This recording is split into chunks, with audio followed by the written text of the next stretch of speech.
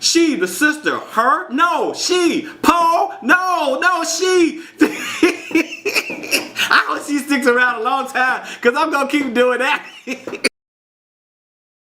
Hey fam, what's up? This is Robert Anton here at robertantonnyc.com, coming to you with your no-frill American Idol commentary from a singer. It's Hollywood week, and today was only an hour show, so it wasn't that dramatic, but they just kind of ran through stuff. I'm going to tell you what happened. I mean, listen, I'm going to tell you what I wrote down anyway. I'm trying to eat at the same time while I'm trying to watch the show, and I'm trying to see who's doing what to who. Let me tell you what happened.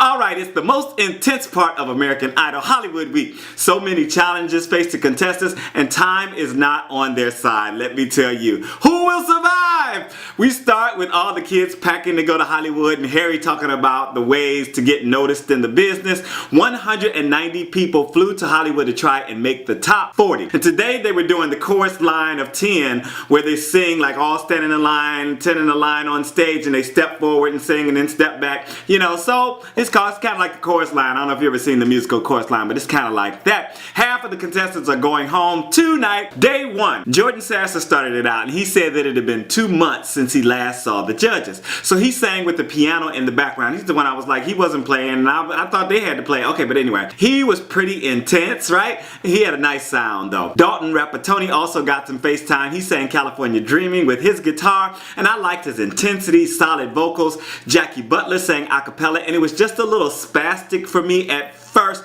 She finally hit her stride and got some good notes out though. So you know, in the 10 people sing, and then they decide who's going home by telling people to step back or step forward. Only 2 in their line went home, so 8 of them made it through. Jordan immediately called his wife, but she screamed for him, and they seemed to have worked out their little rivalry and everything. It was very nice. Oh, so sweet. That's marriage for you. You gotta work out them problems. Jenn Blosil was next. She sang with piano and had some piercing moments and some sweet ones. Thomas Stringfellow sang with a guitar and really attacked his performance. Olivia Rox got a short presentation, but I liked what I heard and saw, and she went through along with Jenn Blosil. I know it's flying by, but they only getting a few minutes to sing. They are stopping people left and right and just saying, okay, we heard enough, and moving on to the next one, because they got a lot of folks to see. If you're enjoying the commentary so far, please make sure to thumb it up and let me know that you are watching and you are enjoying it and that you are keeping with me on this thing. I know people kind of fall out around this time and come back around the top 24, top 12 or something like that, but stick with me. This is the last season. I want to see the winner's full journey, so I will be here the whole time.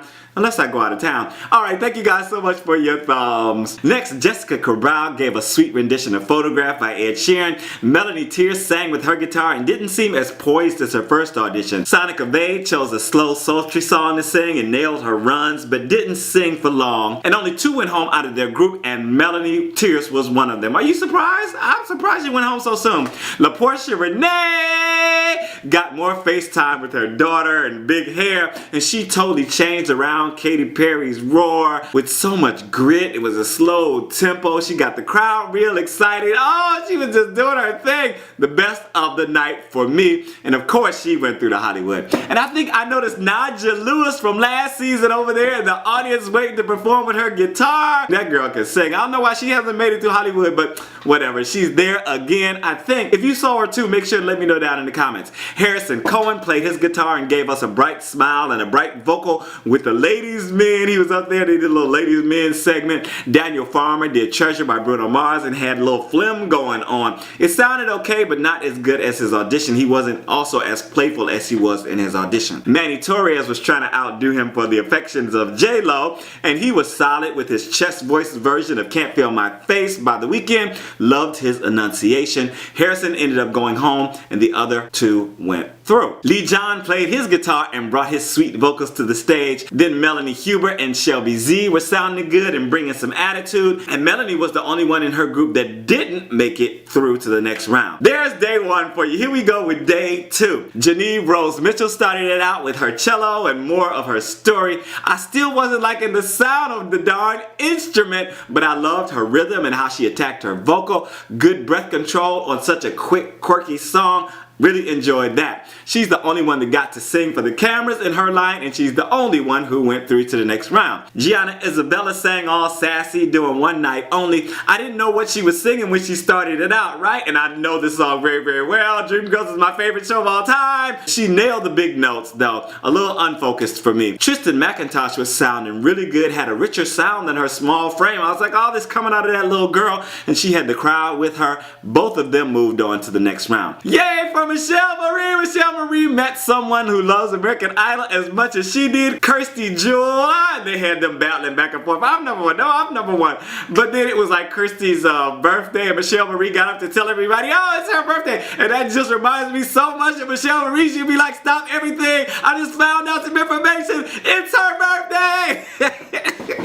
So Michelle sang in her cowboy boots and hat. She had such great energy, and I saw Jerry Wild in the audience. Kyrsti tried to do Rock Steady by Aretha Franklin, and I was not feeling it. Just loud and off at points. And again, I was like, this girl is just so loud that she could pull it back and get some control. She's got a nice voice, but that didn't happen. Kyrsti did not make it, but Michelle Marie did. They then showed us a few people who did good auditions and were having a lot of trouble in their Hollywood Week performances. I can't remember all the names because they went by so fast, so I ain't even gonna try to tell y'all. I'm looking at my little list right here. I'm like, okay, that's just too much. But the black guy who was in the heels, who did so great and had such great energy, didn't make it through. I'm like, oh God. And his singing up there on stage was not good. The little bit I heard of it, I was like, oh, how can somebody be so good and then be so bad? Just turn it.